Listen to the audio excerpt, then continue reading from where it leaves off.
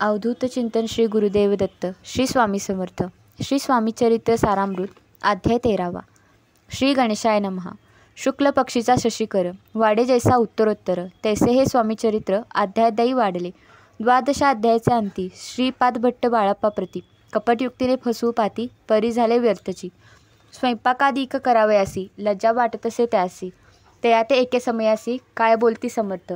निर्लजासे सिनिधी गुरु असे जाण निरंतरू ऐसे बोलता सद्गुरू बाळप्पा मनी समजला. सेवकऱ्यां माझी वरिष्ठ सुंदराबाई होती तिथे. तिने सेवकऱ्यास नित्य त्रास द्यावा वर्तची.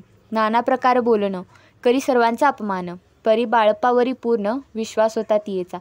परी कोणे एके दिवशी मध्यरात्रीच्या समयासी लघुशंका लागता स्वामींसी बाळप्पा ते उठविले. ते पासूनी बाळप्पासी त्रास देते अहर्दिशी. गाऱ्हाणे सांगता समर्थांसी बायते शब्दे तडिती. अक्कलकोटी श्री समर्थ प्रथमतः ज्याचे घरी येतं तो चोळप्पा विख्यात स्वामी भक्त झाला. एक तपपर्यंत स्वामी सेवा तो करीत तयासी द्रव्याशा बहुत असे सांप्रत लागली. दिवाळीचा सण येता राजमंदिरा माझी समर्थ राहिले असता आनंदात वर्तमान वर्तले. कोण्या भक्ते समर्थांसी अर्पिले होते चंद्रहारासी सणानिमित्त त्या दिवशी अंगावरी घालावा. राणीची मनात विचार येतात त्वरित सुंदरबाईसी बोलत चंद्रहार द्यावा की. सुंदरबाई बोलली तो आहे चोळप्पाजवळी. ऐसे एकता त्या काळी जमादार पाठविला. गंगूलाल जमादार चोळप्पाजवळी ये सत्वर म्हणे द्यावाजी चंद्रहार राणीसाहेब मागती. चोळप्पा बोले तयासी हार नाही आम्हापासी बाळप्पा ठेविते तयासी तुम्ही मागून घ्यावा की. ऐसे ऐकून उत्तर गंगूलाल जमादार बाळप्पाजवळी येऊनी सत्वर हार मागू लागला. बाळप्पा बोले उत्तर आपणापासी चंद्रहार परी चोळप्पाचे त्यावर सत्ता असे सर्वस्वे. ऐसे ऐकूनी बोलणे जमादार पुसे चोळप्पा कारणे. जबाब दिदला चोळप्पाने बाळप्पा देती तरी घेईजे.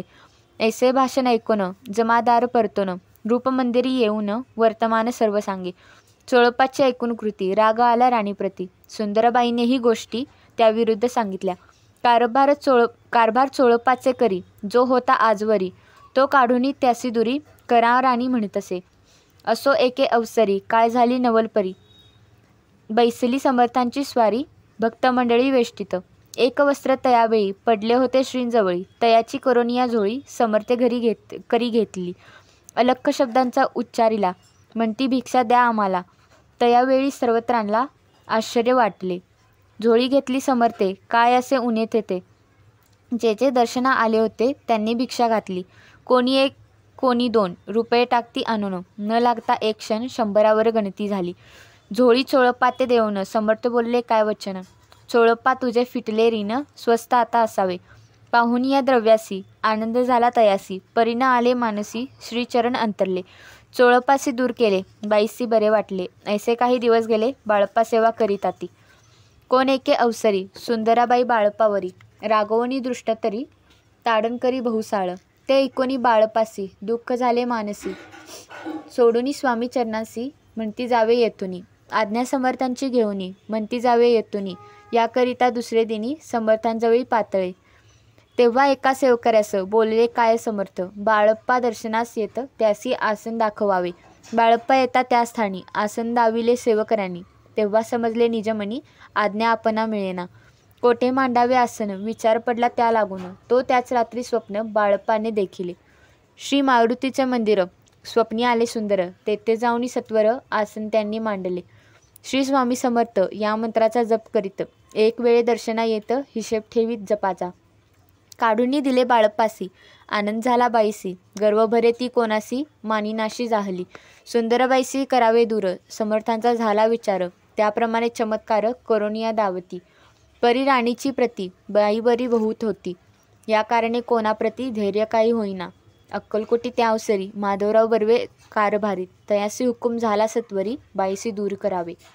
परी राणीस भिवोनी तैसे न केले तयांनी समर्थ दर्शनासी एके दिनी कारभारी पातले. त्यासी बोलती समर्थ कैसा करिता कारभार ऐसे एकोनिया उत्तर बर्वेमनी समजले. मग त्यांनी त्याच दिवशी पाठविले फौजदारासी कैद करून या बाईसी आणावी म्हणे सत्वर. फौजदारासी समर्थ काही एक न बोलत. कारकिर्दीचा अंत ऐसा झाला बाईच्या. स्वामीच्या सेवेकरिता सरकारातून तत्वता पंचनेमुनी व्यवस्था केली असे नृपराये. मग सेवा करावयासी घेऊन गेले बाळप्पासी. म्हणती देऊ तुम्हासी पगार सरकार आतुनी. बाळप्पा बोलले तयासी द्रव्य आशा नाही आम्हासी. आम्ही निर्लोभ मानसी स्वामी सेवा करू की. बाळप्पाचा जप होता पूर्ण. एका भक्तास सांगून करविले श्रीनी उद्यापन. हिशोब जपाचा घेतला.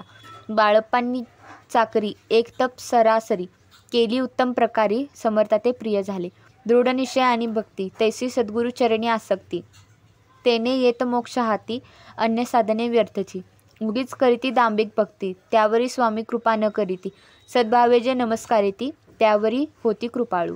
अक्कलकोट निवासिया जय जयाजी स्वामी राया. रात्रंदिन तुझ्या पाया विष्णुशंकर वंदिती. इथे श्री स्वामी चरित्र सारामृत. नाना प्राकृत कथा समंत सदा भक्त परिसोत त्रयोदशाध्याय गोडहा. इथे श्री स्वामी चरित्र सारामृते त्रयोदशाध्याय. श्री स्वामी चरणार्पणमस्तु. शुभम भवतु.